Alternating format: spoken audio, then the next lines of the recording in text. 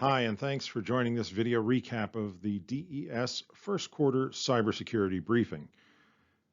DES is D'Agostino Electronic Services. We are a proud technology partner of the Pittsburgh Penguins. This presentation was assembled in conjunction with Fortinet, thanks to Jake Bardo, who is a systems engineer specializing in state, local, and education problems. If you don't know DES already, a quick recap may be in order. This is our 50th anniversary, 2023. We have a wide depth and breadth of solutions from network, IT, voice and communications, safety and security, AV, smart spaces, data, machine learning, and AI. Our intent is to provide single source solutioning from the very beginning, concept design to post-job support and service. We are the preferred technology provider, not just to the Penguins, but also the Pittsburgh Steelers. Let's begin with a quick agenda. The current state of cyber threats is where we will begin. We'll talk a little bit about the attack trends for 2023. We'll give some examples of how to protect your environment. And we'll finish with some security resources that are available for you and your team. The information, research, and observations in this presentation largely come from the work of FortiGuard Labs, part of Fortinet. Through their own proactive research, data collection from real sources, collaboration with various organizations and involvements even with government agencies, FortiGuard Labs is able to identify threats and create solutions across the entire Fortinet security fabric, which protect businesses, local, state, and educational entities.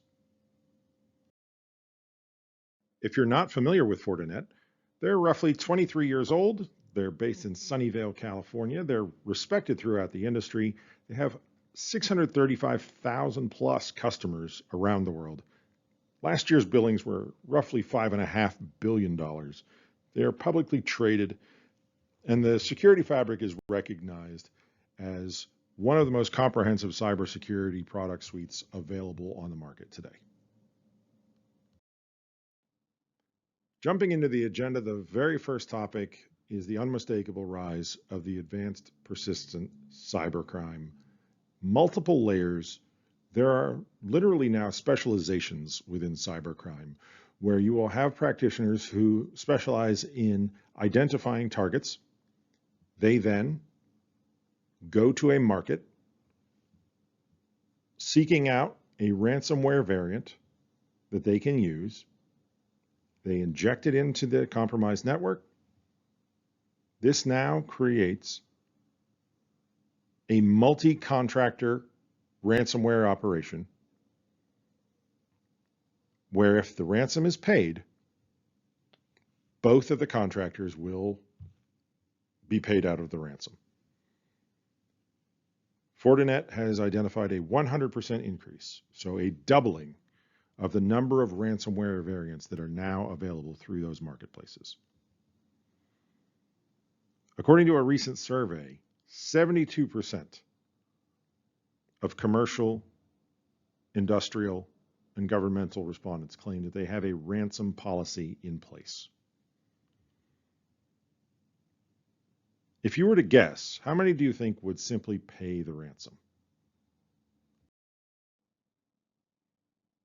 Amongst our live audience, we asked the question, how many of these organizations that have a ransom policy in place are simply paying the ransoms when demanded? What do you think? Do you believe it's 6% pay the ransom, 18%, 49%, or 68%? If you guessed 49%, you're correct. Roughly half of the organizations that have a ransomware policy in place are simply paying the ransom, funding the contractors, and allowing the spread of ransomware. The next trend deals with OT and IoT, or operational technology and the Internet of Things. Operational technologies would include building automation systems, surveillance and access control, any hardware or software controlling physical devices, monitoring events, reporting back to a central system. IoT, Internet of Things, these are devices that are embedded primarily because of their sensors and the software that they have to report on the status of the building, the status of a technology system, perhaps a manufacturing plant. They are tiny, tiny servers. They are collecting metadata, and that metadata can be sensitive, or the processor and computing power of the device can be weaponized. The number one example in our discussions with our clients is that the FCC has halted all authorization of new devices from Hikvision and Dahua, two massive scale surveillance companies out of China, because there are persistent concerns about cybersecurity and spying and espionage threats coming from these companies that have deep involvement with the Chinese government, and there have been accusations over the years that these devices are not purely working for the owner. Because all of these technologies are now riding the enterprise network, this is causing this convergence to allow OT systems to be exposed to cybersecurity threats, attacked, compromised, damaged, destroyed. Fortinet in 2022 had a State of OT and Cybersecurity report that reported that 93% of organizations had experienced an intrusion specifically targeting OT infrastructure just in the past 12 months. 83% had experienced more than 3 intrusions. This is a trend that we will continue to watch. The number of organizations that are reporting multiple intrusions within a set period of time. These numbers are on the rise. There are attacks such as acid rain. This is a new and destructive strain of malware. It's called a wiper. And acid rain is designed to attack satellite communication companies' infrastructures in the Ukraine, but it kind of leaked out into the rest of the world, started knocking out internet connections across Europe. It knocked out some German wind turbines, roughly 6,000 of those. We've seen this before where a state-level attack has become part of the international mainstream, where a malware or a weaponized cyber attack vehicle has just come into the wild, and now the rest of us have to deal with it. So satellite-based networks, this is an increasing target. We expect that'll increase. Cruise and cargo ships, airlines, oil and gas, they have rigs, they have pipelines, and they have remote field offices. These are all subject to these types of threats where they are using satellites to connect back to the internet. Speaking of the war in Ukraine, this has been a massive source of increase in disk wiping malware, specifically intending to hit critical infrastructure. FortiGuard has identified 7 major new wiper variants just in the first half of 2022 that were used in campaigns against the government, military, private organizations. They were detected in Ukraine, but then spread throughout the international community. The number of variants in 1 year is significant because it is similar to the number of variants discovered in the 10 years behind that. So this is definitely weapons of war. This is intentional in that the cyber front is key in the war in Ukraine. And businesses, governments around the world are going to have to protect against it. Next on our list of cyber threat trends is weaponizing AI. Cyber criminals have begun to use AI in all kinds of different malicious activities, beginning with technology intended to thwart the algorithms of detection. There are certain patterns that users create when they are accessing a network. There are other patterns that tend to be created when you're attacking a computer or attacking a network. AI is being used to make an attack look more like a regular user. Another example is leveraging AI to create deepfakes, audio and video that makes it seem as though a powerful, authorized individual is giving an instruction that will ultimately harm the organization. AI is opening the door to new threat vectors. This is definitely not the last we've heard of AI. ChatGPT is actually an often reported concern because of how quickly it can generate content. And there are a number of different ways in which ChatGPT can be used. For example, it can emulate the writing style, deep faking someone's email, if you will. So for example, in this short animation, you'll see that an email is being written in the voice of a fictional character. This would be Michael Scott from The Office. Internally, we did laugh that it was a very believable piece of writing, except that we know that Michael Scott from The Office is not a real person and that he didn't write the email. It was our staff that put it together. But this represents the kind of threat we're talking about, where an email can be made to sound as though it came from an authorized user.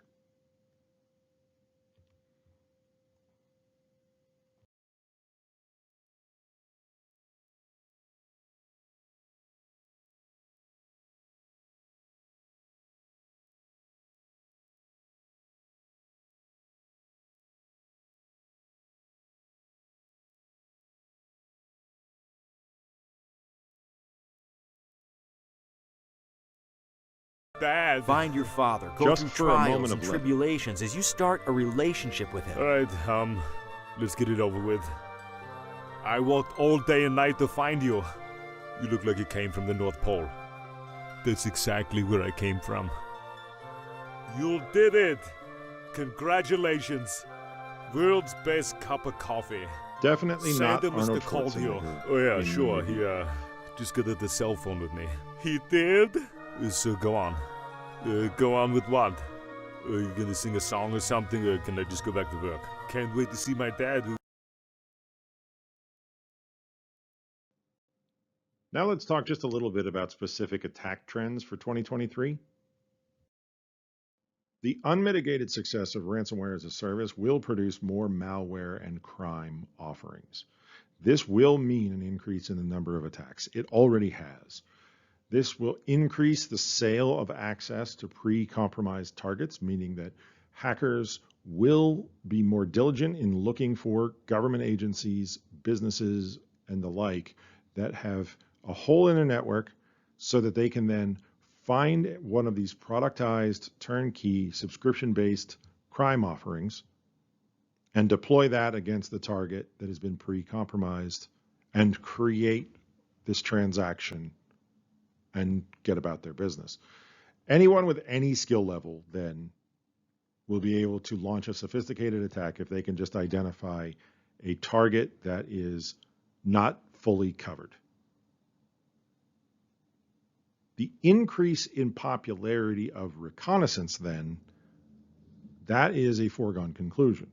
Attackers looking to hit a particular target will hire these detectives to do the reconnaissance, do the investigation for them, provide an attack blueprint, and make everything we just stated above even easier. This would be things like, what is the size and shape of the security in place? Who works there? Are there any known vulnerabilities? The exchange of information will accelerate, especially given, again, the reward is there. So 49% of those with a ransomware policy are paying the ransoms. So the various elements, including, do you have passwords that get me onto that network? Every aspect of the industry will grow. Now that wipers are becoming mainstream, they can be combined with other attacks. So, for example, an attacker can combine a computer worm with wiper malware. So the worm replicates, spreads, and with a wiper destroying the data on the machine, the exploit can cause massive damage throughout the enterprise in a very short period of time before detection. FortiGuard believes that this is one of the largest emerging threats in the security community, the combination of wipers with other well-known delivery mechanisms. Another attack trend for 2023 that deserves attention is Web3. Lots of corporations are beginning to experiment with it. Licenses for software are routinely now issued on the blockchain, and there are a lot of benefits. Decentralization, the avoidance of undue expense for infrastructure, but there are security risks. The users are definitely the biggest security risk in a number of different ways. Untrained users, users that seek to do anonymous damage or somehow compromise the other users on the system. Web3 wallets typically are not built for the same protections that standard pre-Web3 banking uses. So there is no multi-factor authentication. It's very difficult to recover if you lose your wallet. Passphrases are an area where users are very weak. And then the protocols for cryptocurrency and decentralized finance are definitely facilitating crime and money laundering due to the anonymous nature of their construction and the ease with which a currency can be changed to a different currency distributed amongst unidentified individuals. Moving on to how to protect your environment.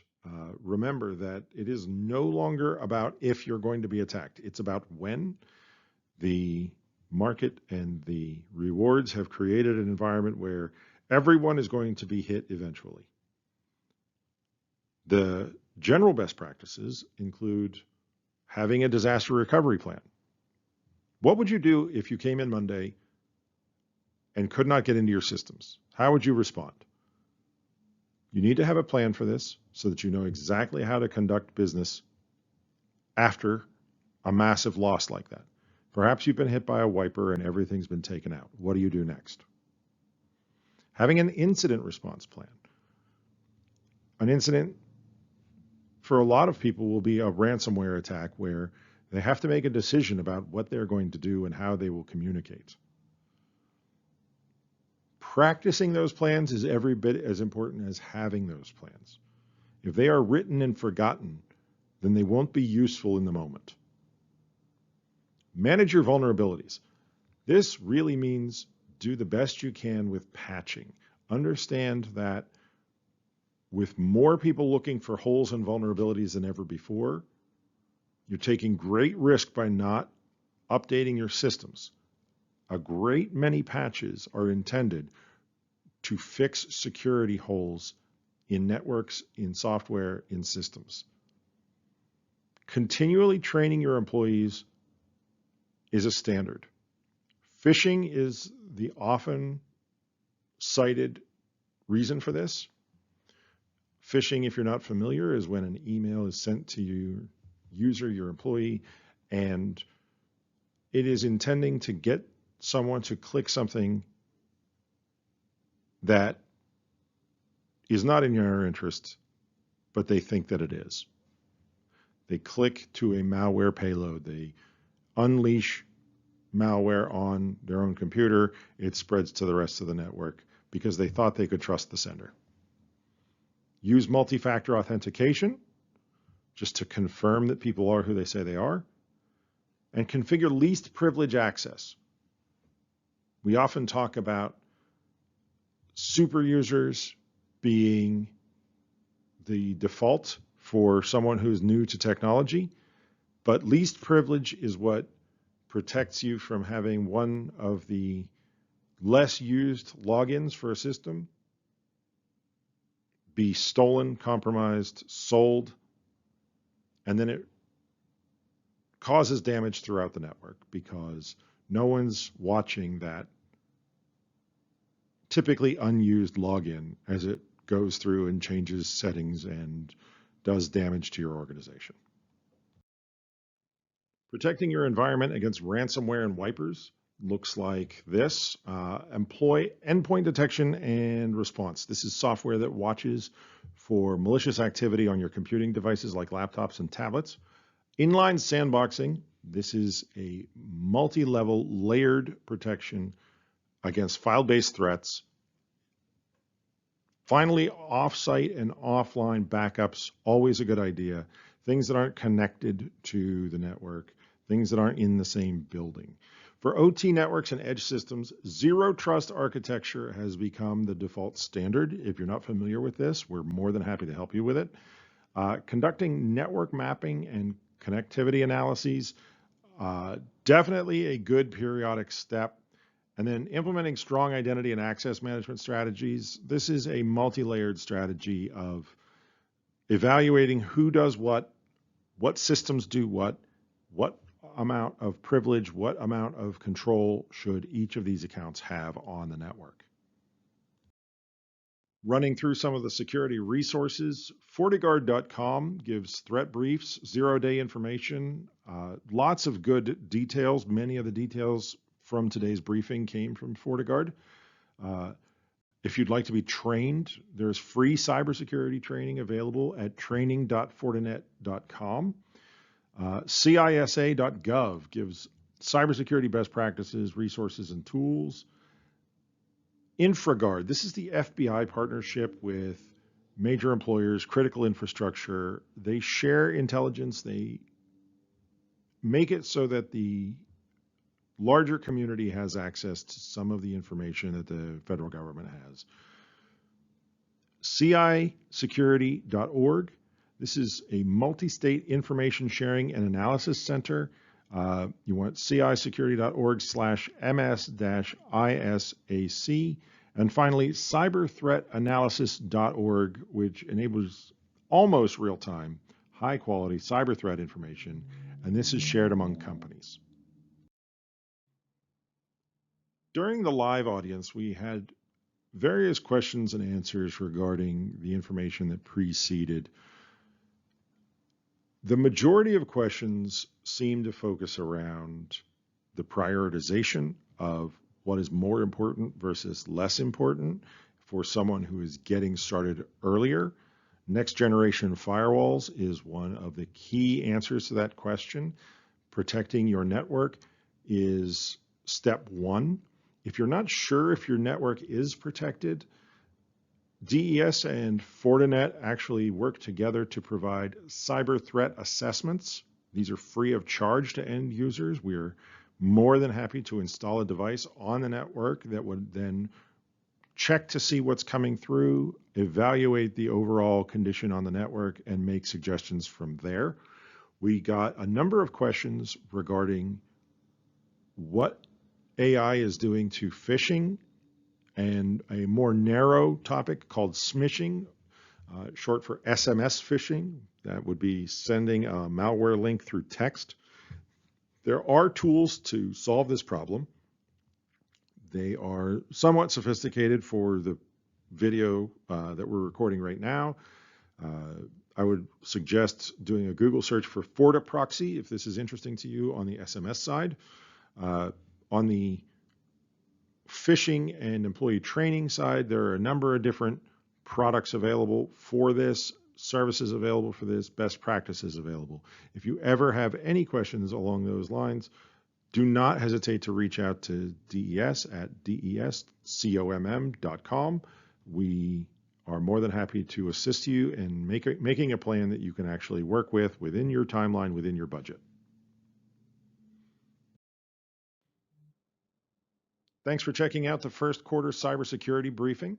If you'd like more information, type in descomm.com/cybersecurity, or reach out to your DES representative and we will be happy to help you. Thank you for your attention.